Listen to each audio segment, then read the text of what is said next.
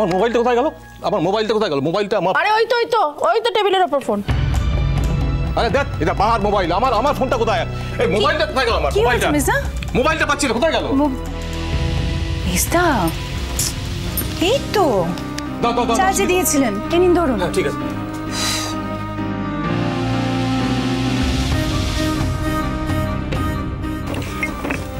সত্যি ওয়েদারটা এখনো ঠিকই হলো না। দেখো সেই সকাল থেকে টিপ টিপ টিপ টিপ করে বৃষ্টি পড়েই যাচ্ছে। খুব চা করছিল মনটা, তাই ভাবলাম একটু চা খাই। সকলের জন্যই বানিয়েছি, কিন্তু সবাই খাবে তো। খুব ভালো করেছো, অনেকক্ষণ ধরে প্রাণটা আমার চা করছে। দাও তো এক কাপ।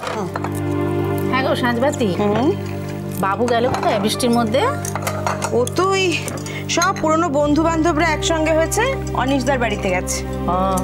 তার মানে নিশ্চয়ই দুপুরে খাবে না? একদম ঠিক বলেছে ছোট কাকিমণি। যদিও বলেছে যে দুপুরবেলায় ফিরে আসবে, কিন্তু আমি জানি বিকেল গড়ানোর আগে আসবেই না। আসলে এত সব পুরনো বন্ধু বান্ধব একসঙ্গে হয়েছে, এত তাড়াতাড়ি ছাড়ে কখনো? হ্যাঁ গো, তা সাঁঝবাতি কি গো এমনি গেল? না জেঠিমণি, আসল উদ্দেশ্যটা হচ্ছে নেপাল নিয়ে কিছু করা। কিন্তু কাজের কথা বলতে কতক্ষণ সময় লাগে বলো? বেশিক্ষণ তো লাগে না। আহা, এতদিন বাদে বন্ধুদের কাছে গেছে, শুধু কাজের কথাই বলবে? সেই তো, আমি সেই জন্যই জানি যে বিকেলের আগে বাড়ি ফিরবে না। এত হুজুগে ছিল একটা সময়, এত বন্ধু বান্ধব হইচই সব কিছু নিয়ে থাকতো। বেচারা তো কিছুই করতে পারে না আজকাল। এত রেস্ট্রিক্টেড একটা লাইফ। তাই ভাবলাম কাছেই গেছে যখন, যাক একটু আনন্দ করে কাটিয়ে আসুক।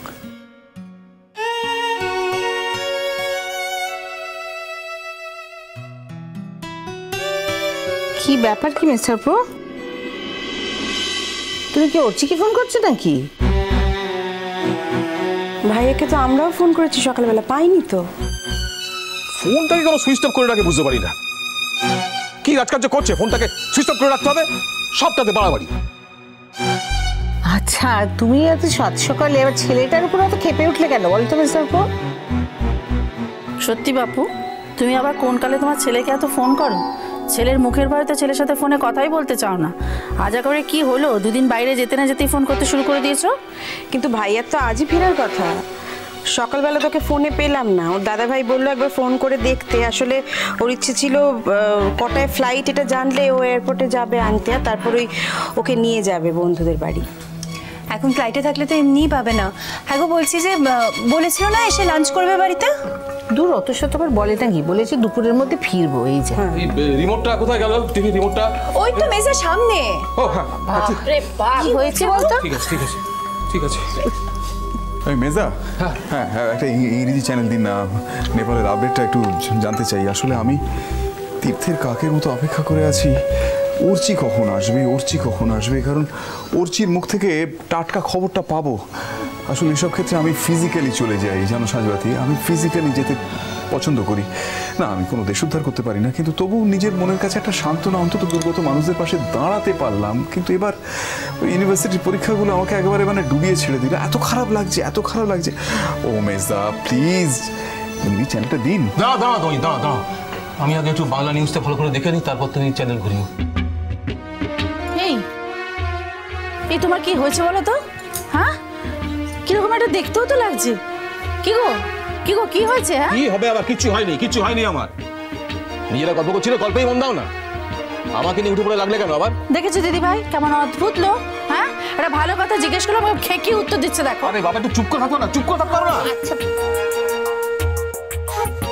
তোর কোথায় আছে বাংলা চ্যানেলগুলো? ভূমিকম্প বিধ্বস্ত নেপালে উদ্ধার কাজ এখনো চলছে। অন্যদিকে পশ্চিমবঙ্গ থেকে পাঠানো কয়েক লরি ত্রাণ নেপালের সঙ্গে ভারতের সম্পর্কে নতুন পালক যোগ করেছে। তবে ভূমিকম্পের কারণে প্রচুর মানুষ ক্ষতিগ্রস্ত হয়েছেন, যার মধ্যে বেশ কয়েকজন মানুষ ভারতীয়। তবে ছোটখাটো দুর্যোগ এখনো পর্যন্ত নেপালকে তাড়া করে বেড়াচ্ছে। পাহাড় থেকে নেমে আসা হঠাৎ ধসে আটকে পড়েন কয়েকজন সাংবাদিক। তাদের উদ্ধার কাজ এখনো চলছে। ধসে আটকে পড়া এই সাংবাদিকদের পরিচয় এখনো পর্যন্ত বিস্তারিত জানা না গেলেও এইটুকু মনে করা হচ্ছে এদের মধ্যে অনেকেই ভারতীয়।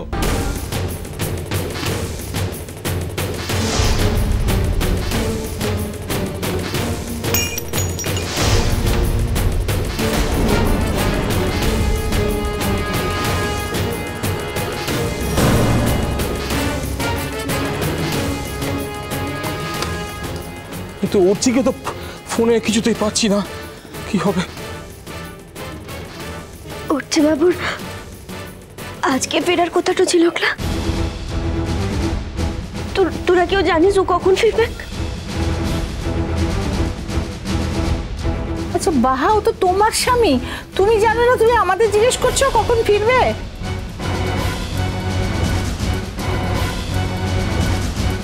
তোরা তো জানিস ওমকে যাওয়ার আগে তো কিছু বলে তো যায় নাই। তার জন্য কে দায়ী? তুমি তুমি নিজে দায়ী। খবরটা শুনলে তো? যাওয়ার সময় যে তাণ্ডবটা শুরু হয়েছিল, আমার তখন থেকেই আমার মনটা আনচান করছিল। কিছুদিন ধরেই বাড়িতে অশান্তি চলছে, আর আমি দেখেছি যখনই বাড়িতে কোনো অশান্তি হয় তখনই আমরা কোনো না কোনো বিপদের মুখোমুখি হই।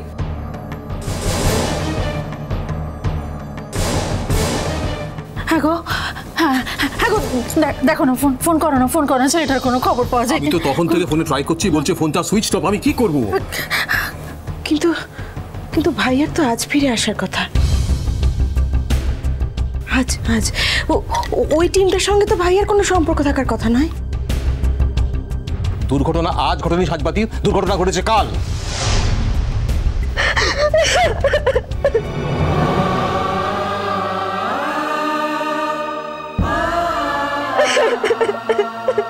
এখন কান্নাকাটি করে কি লাভ বাহা? এখন তোমার এই কান্নাকাটির কোনো মানে নেই আমাদের কাছে।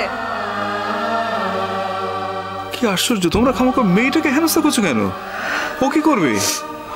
অর্চির যদি কিছু ঘটনা ঘটে থাকে, আমার বিশ্বাস অর্চির কিচ্ছু হয়নি, কিন্তু যদি কোনো ঘটনা ঘটে থাকে তর্কের খাতিরে ধরে নিলাম, তাহলে কিভাবে বাহা দায়ী হয় আমি বুঝতে পারছি না। ও তো এইরকম ভাবে তোমাদের মধ্যে টেনশন করছে।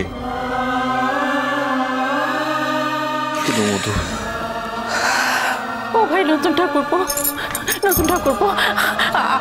তোমার তো অনেক বুদ্ধি, তোমার তো অনেক চেনাশোনা, তুমি একটু বলে দাও না এখন কোথায় ছেলেটার একটু খোঁজ নেওয়া যেতে পারে? আমি বুঝতে পারছি না কেন সেটা মাথায় আসছে না। এখন তো ইমিডিয়েটলি অর্চির অফিসে ফোন করতে হবে, অর্চির এডিটরকে ফোন করে জানতে হবে আপডেটটা কি, কারণ এখন থেকে তো নিয়মিত অর্চির খবর পাঠানোর কথা। সেই খবর এসেছে কিনা জানতে হবে তো। হ্যাঁ, ঠিক। এই বুদ্ধিটা তো আমার মাথায় আসেনি।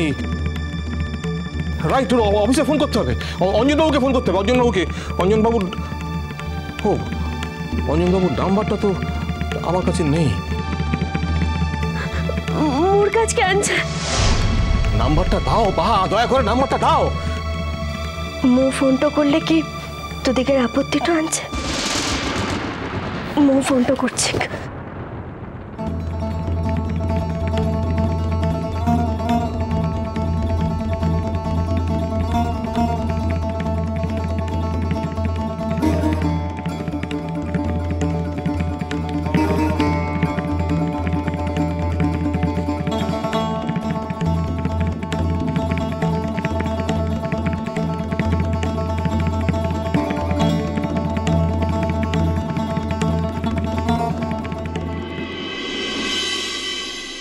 প্লিজ বিক্রম, কিছু মানুষের দুর্দশাকে এভাবে ছোট করে দেখো না। আমার সঙ্গে যদি তোমাকে ঝগড়া করতে হয় তাহলে তার জন্য অনেক ইস্যু আছে, নেপালটাকে ইস্যু করো না প্লিজ। আরে এটা কি?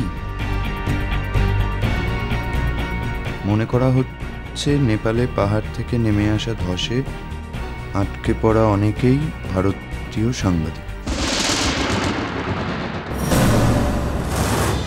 মিষ্টি কুটুম মিষ্টি কুটুম মিষ্টি কুটুম।